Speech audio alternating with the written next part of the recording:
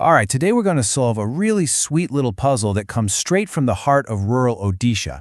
And what's so cool about it is how it ties together ancient scriptures, one of the most famous festivals in the world, and just simple, everyday faith you'd find in millions of homes. Okay, so picture this. You're traveling through Odisha, right? You're seeing all these green paddy fields, these peaceful little villages, and everywhere you look, you see these small, humble temples. The sign outside says, Dadhivamana Mandir. But here's where it gets interesting. You step inside, and who do you see? Not some deity you don't recognize. Nope. You see the familiar, beloved faces of Lord Jagannath, his brother Balabhadra, and his sister Subhadra. So, what gives? Why the different name? Who is Dadhivamana? And, this little contradiction, it's more than just a fun fact. It's actually a window, a peek, right into the heart of Jagannath culture. The temple's named for Dadhivamana, but the idols are the Jagannath Trinity. Now, this isn't some mistake. Oh no, it's a clue, a really important one, that points to a much deeper, much more intimate way of looking at the divine. The name itself is our first big clue. Let's break it down. Dahi, that's Sanskrit for curd, and Vamana, that refers to the Vamana avatar, the fifth incarnation of Lord Vishnu. So literally, the name means the Vamana who holds curd.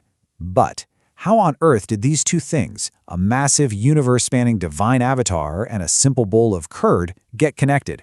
How did they merge to become one of the most beloved deities in all of Odisha? That's the real question. Okay, so to find our first major clue, we've got to go somewhere big. We're talking about one of the grandest spiritual events on the entire planet. And believe me, this event holds the key to figuring out who Dadhivamana really is. Right, we're talking about the world-famous Rath Yatra, the chariot festival. Every single year, millions of people gather for this, and in the Jagannath tradition, this is so much more than a parade. It's a cosmic event. It's when the Lord of the universe himself comes out to bless everybody, and it's right there, on that chariot, that Lord Jagannath reveals a very, very specific form. And here it is. There's a famous Sanskrit shloka that pretty much every devotee knows by heart. It goes, Rathe tu Vamanam drishtva, punarjanmam na vidyate, which means, to see Vamana on the chariot is to be freed from rebirth. Boom! This ancient verse is the key. It tells us straight up that during the Rath Yatra, Lord Jagannath is worshipped specifically as Vamana, Vishnu's fifth avatar. And let's be clear, Vamana is an incredibly powerful figure. We're talking about the form of Vishnu who appeared as a small boy, but then took 3 giant, cosmic steps to reclaim the entire universe. The heavens, the earth, everything. He restored the balance of the cosmos. So that's the all-powerful, universe-saving Lord that people see on the chariot. Okay, great. But that only solves half the name, right? We've got the Vaman part down, so where does the curd come in? Well, this brings us to what might be the sweetest part of the whole story. How this mighty, cosmic Vamana gets connected with Dahi, or curd. How he transforms into the totally endearing Dadhivamana. And the answer, it turns out, is found in 2 places, ancient texts and living, breathing temple traditions. So, you have these 2 beautiful explanations that connect Vamana to curd. First, you've got the Puranic descriptions, right? Ancient texts like the Vamana Purana actually show Lord Vamana holding a golden pot full of curd. It's a symbol of purity, of divine sweetness. Then you have the temple rituals. In the Puri Jagannath temple, there's this amazing ritual during Vamana Jama, his birth ceremony, where the deity is shown begging for curd from goddess Durga. It's this really intimate, playful act.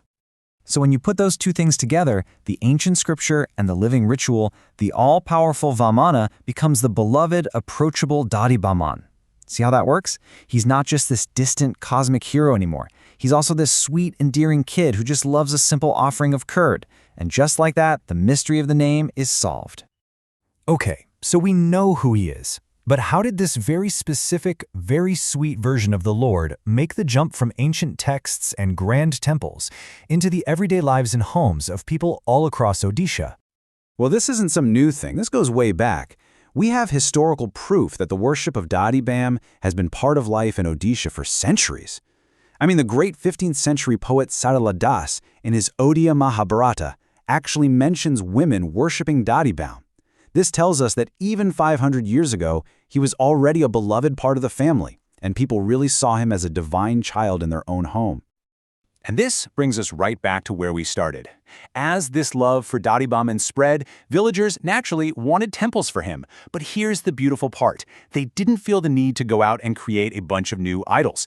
They just looked at the Jagannath deities they already had, and in them, they saw the sweet, curd-loving child. They saw Dadhivamana right there, inside the Lord of the universe.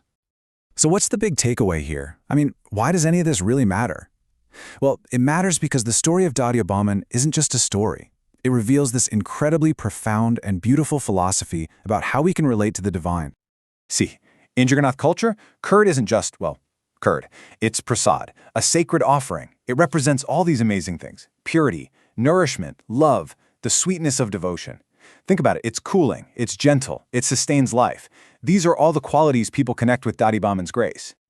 What the Dadhivamana tradition really does is offer us this simple but incredibly powerful path.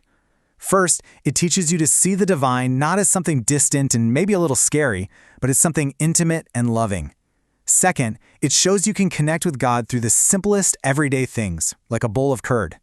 And third, it invites you to welcome the Lord of the universe into your home as a beloved member of your own family, like a child. And that's the beautiful duality, the amazing paradox at the heart of it all. He's both at the same time. He's the cosmic Vamana who literally conquered the universe, and he's the sweet Dadhivamana whose heart you can capture with a bowl of curd. He is supreme, cosmic power, and he is simple, intimate love, all in one. So yeah, the next time you happen to see one of those small village temples, you'll know the story. You'll remember Dadhivamana. And it kind of leaves us with this one final thought, doesn't it? What if the divine isn't really distant at all? What if it's as close, as simple, and as accessible as a bowl of curd offered with a little bit of love?